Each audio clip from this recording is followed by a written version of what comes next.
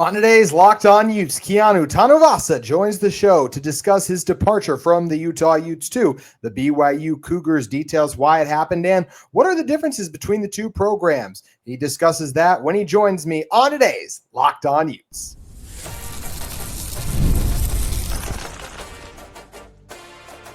You are Locked On Utes, your daily podcast on the Utah Utes. Part of the Locked On Podcast Network, your team every day.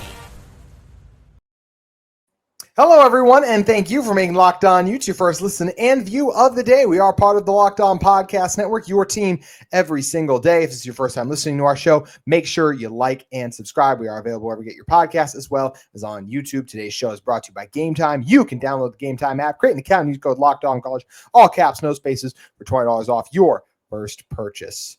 My name is JT Wistrcill. On today's show, we get Keanu Tanuvasa at Big 12 Media Days. He was kind enough to sit down with me for 8 minutes to discuss a wide range of things. Obviously, the biggest one being his departure from Utah to BYU. He discussed why he made that decision, as well as some of the differences between the programs, of his favorite memories at Utah, and just what he's looking forward to about the rivalry game this season. I really appreciate Keanu for taking the time. One thing I do want to make note of before we dive into this interview is I was right there with everyone at Big 12 Media Day trying to create and get my own content. So at the time, while I was doing other interviews, Keanu Tanuvasa was on with ESPN 700, and that is where his quote was misconstrued, where it was posted that he said, "I gave more to the University of Utah than any other player." So I did, and that was right not too long before I got him shortly after that. So I did ask him about that direct quote. It was not until after that I learned that that quote was misconstrued, and what he had actually said was, because I felt like I had given the University of Utah everything that I wanted to give it. I don't know if there was a player that was more bought into that program than I was. I don't have an issue with that statement, and that is clearly different than the other one, saying I don't know if there was a player more bought in and saying I gave more. He wasn't actually saying that. He was saying I don't know if there was. And look, we're not Keanu Tanuvasa, so if he feels that way, that's fine. Would I have personally said that? No, because that is kind of slighting some of those other teammates, of course, when you say that. But we also weren't there. And Keanu made clear in this interview, too, that he did not feel like everyone on Utah's team was bought in, as you can clearly see and listen to in a moment. So hope you all enjoy my interview with Keanu Tanuvasa. After it's over, we'll discuss his thoughts and comments further on Locked On Utes. All right, Locked On Utes here with former, which still pains me to say, Utah defensive tackle Keanu Tanuvasa, now, of course, a BYU Cougar. Keanu, a while away removed from the decision, but why did you decide to leave Utah for BYU? I think there was a lot of things that went into that decision, and I think ultimately it came down to a few things. First and foremost was my faith in God. I believe that God had led me to a promised land in my own mind that was necessary. I think secondly was the understanding of my future career and wanting to build my own brand. And I think third was the necessity to take care of my body and to understand what I needed to do for myself. Yeah. You had a quick comment earlier today. I gave more to the University of Utah than any other player. What did you mean by that comment? I mean, that's a tough if you take it out of context, then it's probably difficult to hear. What I meant by that comment was I just wanted to give the University of Utah my all. And I strive to do that. And I felt like I sacrificed a lot for that team. And I gave them all of the energy that I had because I love those guys. And so really what I meant through that comment was just Utah got everything out of me. And I knew guys that weren't giving completely all of that, and I don't need to compare with them, but I knew that I was giving the best that I had. And that's evident, obviously, with everyone who watched you play. That's why everyone was so heartbroken to lose you, is because we knew what an integral part you had been of Utah's success so far. Keanu, looking back during your time at Utah, what was your favorite memory from your time there? I really loved that 42-41 win over USC. When Cam ran in for that touchdown on that 2-point conversion, I remember celebrating on that field. Then we went in, and I was actually in that play when Caleb Williams threw the ball away and they didn't complete it. That was just such a surreal moment when I've never, when the field was stormed, and then going on to win the Pac-12 championship that year. That was surreal and just an amazing time.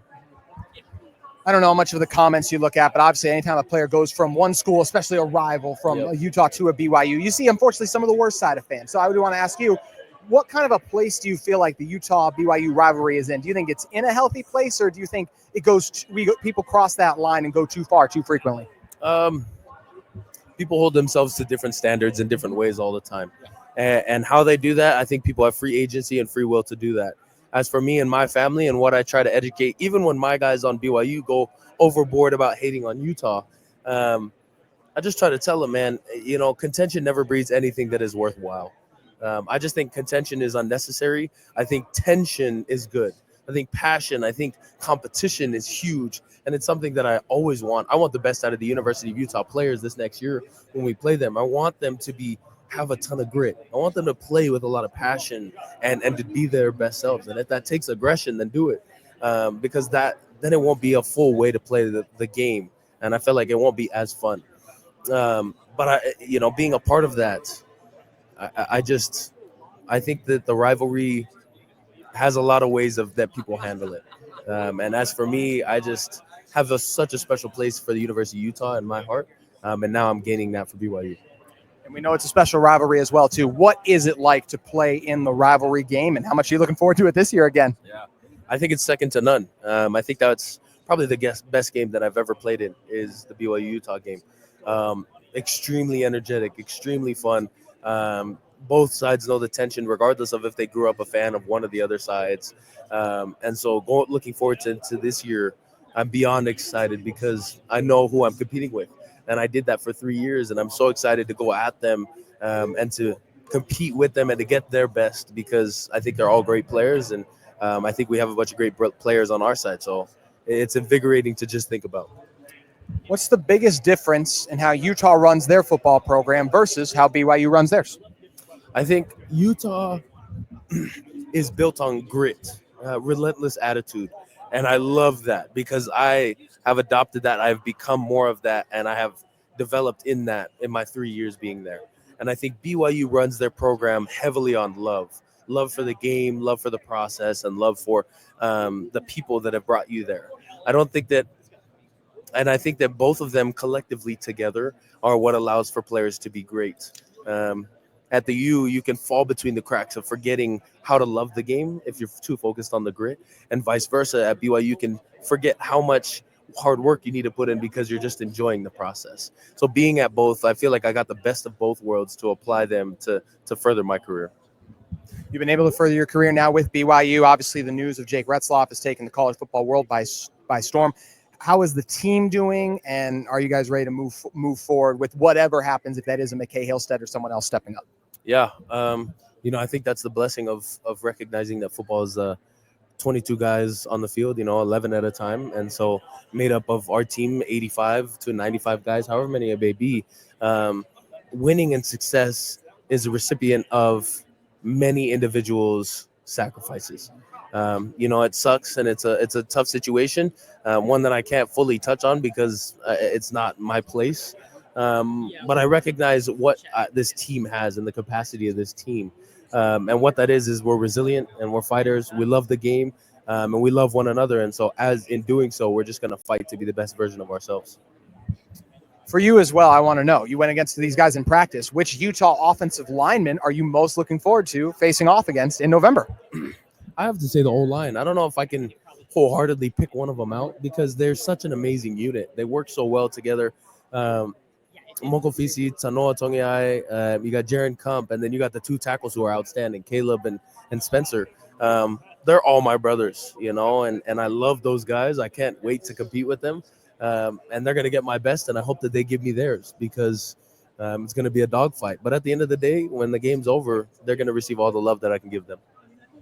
Talking of Spencer and Caleb, they're getting a ton of preseason NFL draft love already. What makes them different than other offensive tackles you've either been around against or just played against too? I think they're extremely athletic. I think both of them have a mindset that is, one, humble, and two, hungry. And I love that about them because they're extremely tenacious in the pursuit of becoming what they want to be. I think those are two of the greatest tackles that we'll see. But I think, I'm blessed to be able to continue to tell them, just be the best version of themselves. What's the biggest similarity and difference between Kyle Whittingham and Kalani Sitake? their dedication to the game is very similar. Both of them are extremely dedicated, bought into their programs, and give their whole heart to that program.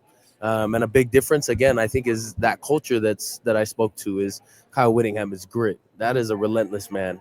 And Coach Kalani is love, and he is full of charity. And so those two things together is amazing. Last one here for you. Is the game you are most looking forward to this season the Utah game? And if not that one, what other one would it be?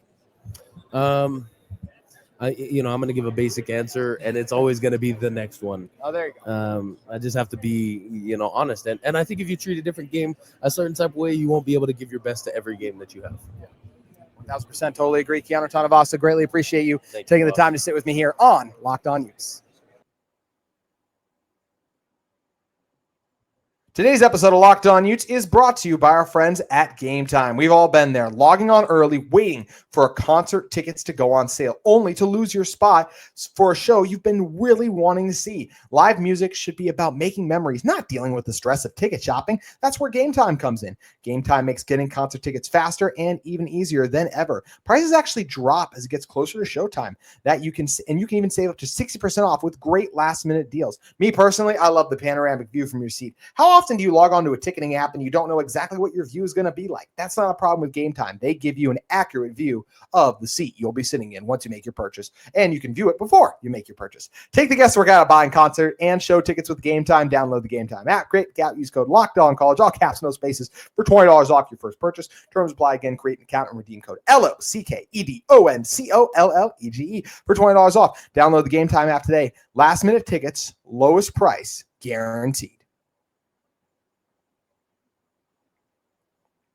All right, once again, want to thank Keanu Tanovasa for taking the time to sit down and have that conversation with me on last week's show. And, as I said off the top, it's still unfortunate that he just, from my perspective of someone who wants to see Utah football succeed, right? Like, it's a bummer that Keanu Tanovasa is not with Utah football, instead is at BYU, but I'm still going to root for the individual. I hope he finds and has success. In the few interactions I've had with him so far, I think he's a great kid. Do I agree with everything about how he handled this situation? No, but that was his choice, his decision. And if he wants to go to BYU, that is still his choice. He's a good person. And, I do feel bad when I read things like, hey, he broke down crying multiple times. Like, I don't like that people have to, when people have to go through that. And once again, I don't think he handled it all perfectly, but I do hope that he as an individual still has success because, hey, once a Ute, always a Ute still, right? I know he chose to go to BYU, but I'm still a Keanu Tanovasa fan. And I hope after listening to that interview and hearing the answers, some of you are, I know all of you won't be, and I understand that. And I think Keanu does too, just based on the passion and the energy that exists in this rivalry. So a couple of points that Keanu made that I thought were interesting listening back to the interview now that I wanted to discuss on. First, he talked about wanting to build his own brand with BYU. I thought that was just interesting. And Utah obviously prides themselves on you will become us, we won't become you. So I did think that was interesting that maybe he valued the culture of BYU more. And obviously I found it very interesting when talking about the differences between the Utah and BYU program. We'll get to that in a moment. But I thought that was interesting. He talked about that. He did talk about taking care of his body. Look, if you listen to this show or just followed Utah football, it's no secret that Utah has had some brutal luck with injuries. And it's pretty clear that Keanu Tanovasa was trying to play through some stuff last year and just wasn't able to get healthy. So whatever the issue or reason is there, he obviously felt like BYU would be, it feels pretty clear to me, he feels like BYU would do a better job of taking care of him than Utah did. I'm not trying to speak for him. I'm just trying to read the tea leaves here when he says, one of the reasons he left was taking care of his body. So when he talked about, once again, just Utah football, when he said giving his all, the reason we were so bummed to lose Keanu Tanovasa, right, is because he's a really dang good player. So I didn't have an issue with him talking about and saying like, hey, I gave my all to Utah football. Like that was pretty clear and evident to me when I watched Keanu Tanovasa play, how hard he was playing each and every game. And he was fantastic in that BYU game too. So I don't have an issue with that. If he feels like he gave it his all, if he gave as much as anyone, once again, would I have said that? Probably not. But if he feels like he put that in, that like he's entitled to his opinion and to say that. And he was clearly like, I never watched Keanu Tanovasa last year, thought he was giving a playoff. So he absolutely was giving it all. I have no question about that. He also talked about just the rivalry game being second to none. And that's why at the end, like when I asked him if it's the game he's most looking forward to, I know he gave the answer, like it's week one, like, we just take it 1-0 a week at a time. Like I still find it hard to believe just with how he was talking about that rivalry. And I honestly think everyone, it's like this, right? Like all of your focus and all your attention has to be on week one. But if you are a Utah Ute or a BYU Cougar, the game you most want to win on your schedule, at least this is my view of it, outside of a conference championship, is beating your rival, is beating Utah, is beating BYU. So I do got to believe that's the one he's most looking forward to. And all these guys are most looking forward to, right? And he even said the tension, the passion, just really exciting. And you get ready to go. And against guys he knew his last 3 years too. We call those guys great players too. It's clear he has a ton of respect and admiration as well for Utah and Utah's players, even if he felt like, as he kind of said, like some of them weren't giving their all, that he did suggest that, but obviously still appreciates what Coach Witt and his staff did for him, helping him reach a new level as a player too. How about it was interesting too when he's talked about the differences between Utah and BYU. I thought that was very interesting when he said Utah is built on grit. Once again, like you will become us, we won't become you. And he said that helped him grow a lot as a player, but he said BYU runs on love, and for the game, the process, and the people that brought you there. And I thought it was kind of interesting too. He talked about how in Utah, you can fall between the cracks and lose your love for the game. And I have not gone through a fall camp, a strength and conditioning program and all that at Utah, but it's obvious it's hard. It's hard anywhere, but obviously it's very hard at Utah. And he talked about how both programs have those pros and cons of at Utah, it's you work so hard, you lose your love for the game. And then he said at BYU, you forget how much hard work it takes because you're enjoying the process more with a BYU. That's how I interpreted that quote that he said. And he feels like he got the best of both worlds, but that is interesting. I feel like based on all of the interviews over the years that I've consumed of Kalani Sitake versus Kyle Whittingham, I'd say to say one is built more on grit and one more on love. I think that's fair. Obviously, both have Kyle Whittingham clearly loves and fights for his players in his own way. And Kalani Sitake clearly has a ton of grit to have the success at BYU that he does. But I think that does make sense when you just see how tough and physical Kyle Whittingham and his teams and the programs have been, that it is grit that comes before love when you look at that. And obviously family on three, all of that. I'm not disputing any of that. I'm just saying it's pretty clear. Like I get what Keanu Tanovasa was trying to say there when talking about the grit over everything. And he feels that love at BYU clearly more if he said BYU first with love and not Utah with grit. So I did find that very interesting, and I don't really have an issue with that. I think that actually absolutely can be a very accurate statement as someone who has never been inside those walls as far as I can interpret each of the programs so far. He obviously gave the answer that all BYU players did, talked about the confidence they have in this team and having 22 guys, and obviously 11 on offense, 11 defense, like not needing just a QB. Talked about the confidence he had moving forward without Jake Retzloff. Said he was fired up to face the offensive line. I can't wait for that matchup. Utah's offensive line versus Keanu Tanuvasa, especially the interior of the offensive line. They're going to be tested that game. I think Tanuvasa is a really good player. So I think that's going to be a great game. I always love getting guys who are really good at college football's thoughts on other guys who are really good at college football. Keanu Tanuvasa talking about Spencer Fano and Caleb Lomu. Just him talking about how they're athletes that, just set them apart too. That's what sets them apart.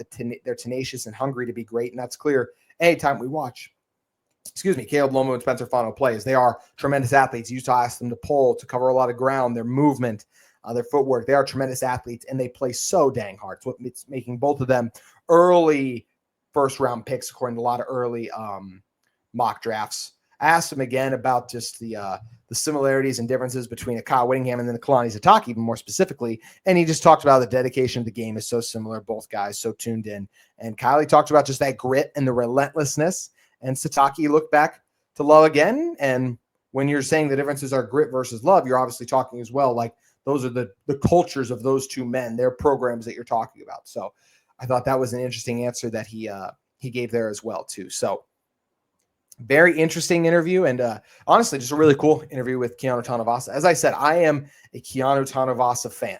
I wish he was still at Utah. I don't like how he handled it, but having met the individual and the person, some things are bigger than football. And I do think this applies here of I am a Keanu Tanovasa fan. I understand why people will be frustrated, and I still don't like that he's at BYU, obviously. I wish he was at Utah, but I can understand and respect his decision, what he felt like was best for him.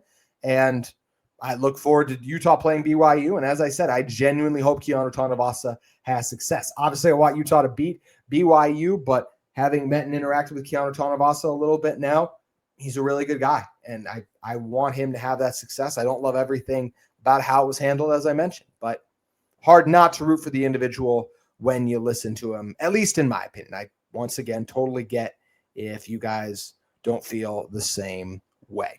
Okay, closing out the show today, I thought there was a very interesting thing that came out from SEC Media Days, which are going on this week. We had Big 12 Media Days last week, SEC this week. I think Big 10 is next week.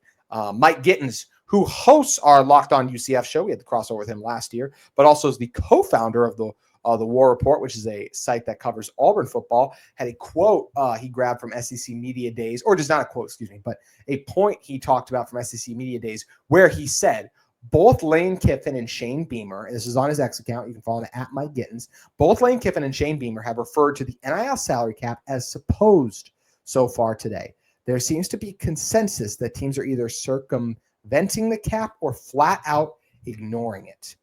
Flat out ignoring it really caught my eye. And I do feel like that's going to be something that's big. Can teams ignore this, get around this basically? Like, how is that going to work? Can teams get through it, or is the College Sports Commission going to be able to hold NIL and some of these things in check? I'm incredibly curious to see. I do not think we will see a team stop doing it the way they are until someone gets penalized. So then the NCAA will have to decide, with everyone doing it, who do you make an example out of? It's been stories what happened in the past was SMU got hit with the death penalty, but they were not the only ones paying players at that time. Multiple reports have stated. Now, SMU got caught, but people have said they weren't the only ones who were kind of doing stuff, and SMU felt like they kind of got made an example out of. So who is the NCAA going to make an example out of if they do want to get as close to parity as we can get in college football, where it's a more level playing field, where everyone is offering the same thing, and then it comes down to, hey, which staff is recruiting and has the best chance to develop me and turn me into a strong player? That is something I find very interesting in that statement, especially if two coaches as prominent as a Shane Beamer and Lane Kiffin, who just don't feel like this is going to be held in check, who don't feel like that right now the NCAA, that the settlement, the commission, all that is going to stand and be able to regulate NIL, and instead things are going to continue to be the way they are. Several hosts on our Big 12 squad shows seem to think that there isn't going to be a change either. So I find that very interesting to see. I am of the mind that there will be a change, but I'm also of the mind that someone is going to have to step up and be one of the ones to make that change. So who do they hold in check? Because it's not going to change until they stop ignoring everything going on. Then it's not going to change. So find that very interesting, what was shared there. And I'm just curious to see what happens.